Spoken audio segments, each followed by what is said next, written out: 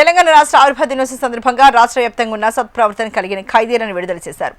దాదాపు 91 మంది ఖైదీలను అధికారులు విడుదల చేశారు. ఈ సందర్భంగా జైలు శాఖ వృత్తి నైపుణ్యం కలిగిన ఖైదీలకు వారి జీవనోపాధి కోసం డీజీ సౌమ్య మిశ్రా మహిళా ఖైదీలకు ఉచితంగా కుట్టు మిషన్లు పంపిణీ చేశారు. అలాగే విడుదలైన పురుష ఖైదీలకు జైలు శాఖ ఆధ్వర్యంలో నడుస్తున్న పెట్రోల్ బంకులు, పలు పరిశ్రమలలో ఉపాధి ఉద్యోగ అవకాశాలు కల్పిస్తామని సౌమ్య మిశ్రా తెలిపారు. విడుదలైన ఖైదీలు జీవితాంతం సత్ప్రవర్తనతో ఎలాంటి నేరాలకు పాల్పడకుండా కుటుంబ సభ్యులతో కలిసి హాయిగా స్వేచ్ఛగా జీవించాలని కోరారు.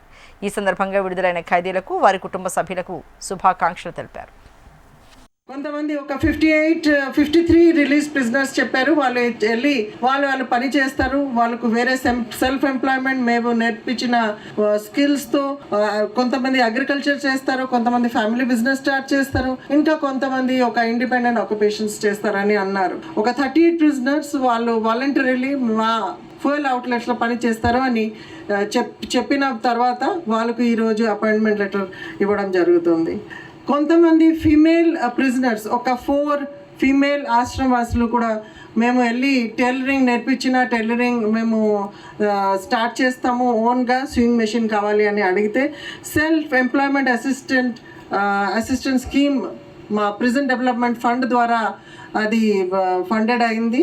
సో దాంట్లో మేము ఒక 4 స్వింగ్ మెషిన్స్ కూడా వాళ్ళకి ఇవ్వడం జరుగుతుంది. వీళ్ళు ప్రిజనర్స్ ఈరోజు మా ప్రోగ్రామ్తో ఆగిపోవద్దు. మీరు ఒక లైఫ్ లీడ్ చేశారు. ఇంతకుముందు రాజీ చెప్పినట్టు ప్రిజన్ లోపల ఒక లైఫ్ లీడ్ చేశారు. బట్ మీ రిఫర్మేషన్, మీకు ఇచ్చిన స్కిల్స్, మీ ఎడ్యుకేషన్ ఇక్కడ సీమితంగా ఉండకుండా జైల్ గేట్ తర్వాత కూడా అది మీతో పాటు వెళ్తుంది.